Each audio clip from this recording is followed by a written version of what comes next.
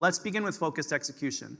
And many of us have not been able to travel over the last few years. So to make this a fun, entertaining session, I will take you on a journey around the world, and we will begin with a little expedition to the Galapagos, where I was in January of 2020, right before the pandemic. I'm not going to talk about that ever again.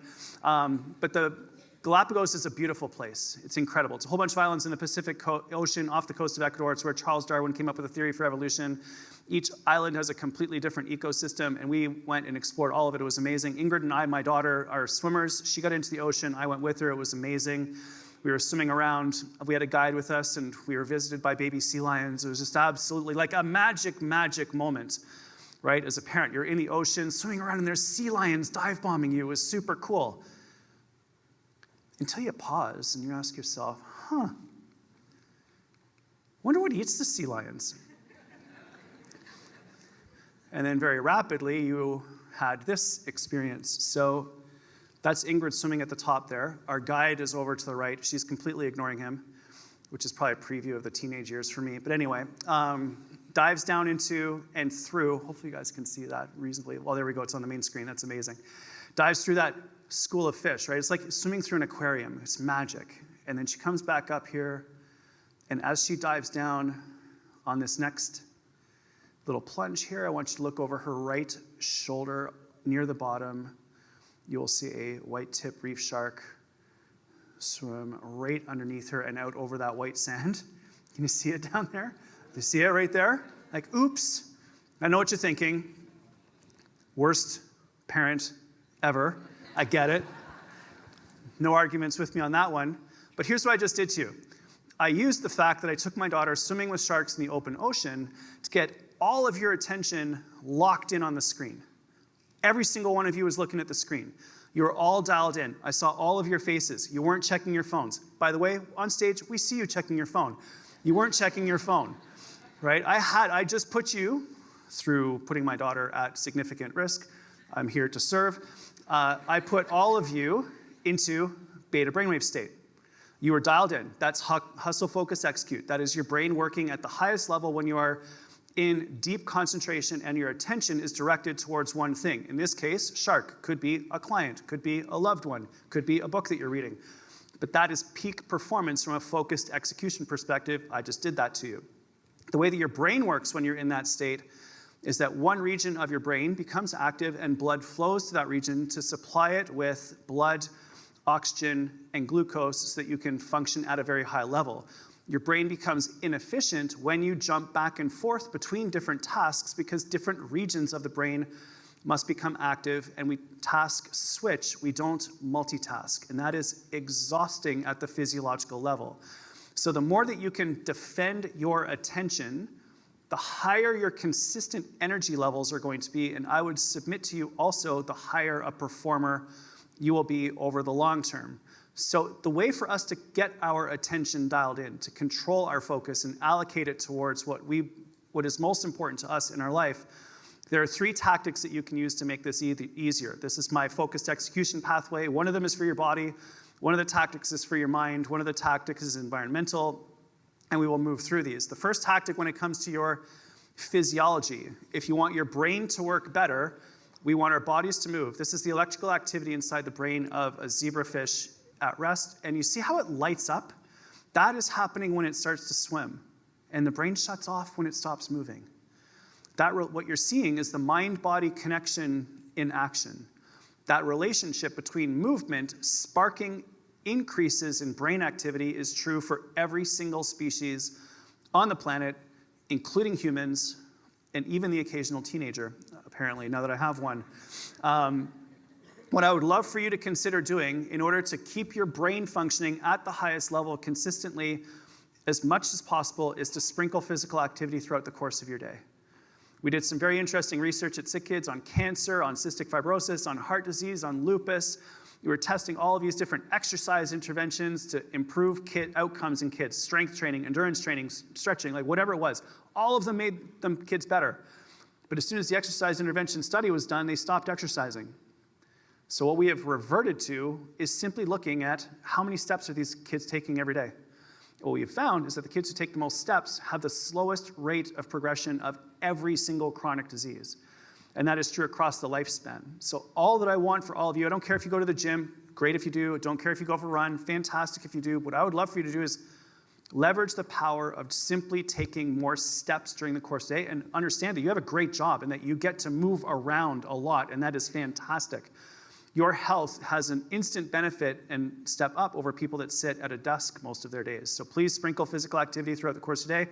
It's not just good for your body, it also brings your brain to life. Go for a walk before a meeting with a client. Go for a quick walk around the local park before you do an open house. If you're feeling sluggish, if you're feeling brain fog, don't sit there, get out and move, bring your brain back to life. Make sense? Okay, carrying on. Now we want to move into the brain. In order for us to focus, control our attention, and direct our concentration towards what we want to go, we have to remember the idea that as pressure increases, focus and attention must narrow. The example here, Jose Bautista, 2015 playoffs for the Toronto Blue Jays, playing against the Texas Rangers. Series is tied 2-2, game is tied 3-3, seventh inning, Jose Bautista goes up, hits a home run to win the game for the Blue Jays, and then he does the bat flip moment, which was super disrespectful and not sportsmanlike at all. I loved it. I've got cousins from Texas. It was great. It was fantastic for me, not so much for trying to explain sportsmanship to my kids. But point being is that after that moment, he did a press conference. And in the press conference, he said something really interesting. They said, Jose, how did you do that? What were you thinking when you went up to the plate? And he paused for a moment and he said, when I went up to the plate, my adrenaline was 10 million out of 10.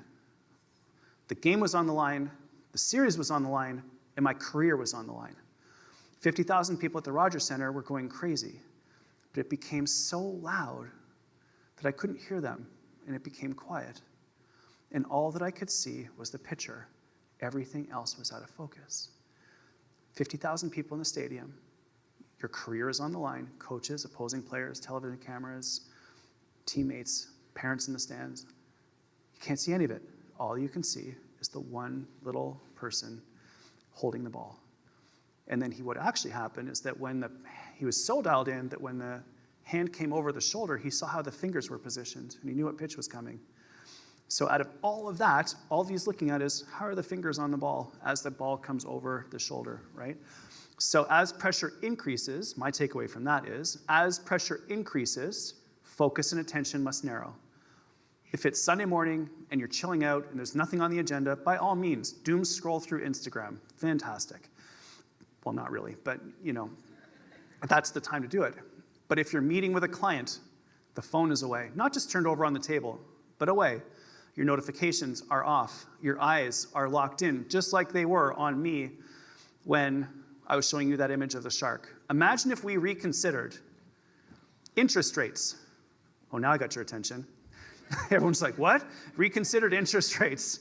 Not so much as the financial interest rate, but your interest in the people around you. The rate with which you direct your interest, your curiosity, your attention, your focus to your clients, to your family at dinner, to your friends when you're out, hanging out with them, right? That is the currency of our era moving forwards, in an era of constant, unrelenting, nonstop distraction via these. I don't want you to live like that, although it's great for business. I want you to live like this, so that you control where your attention goes, not the algorithm. I'm not saying don't get back to your clients. I'm not saying don't be responsive. I'm saying control your attention in an era of constant, unrelenting distraction where that's very, very difficult to do.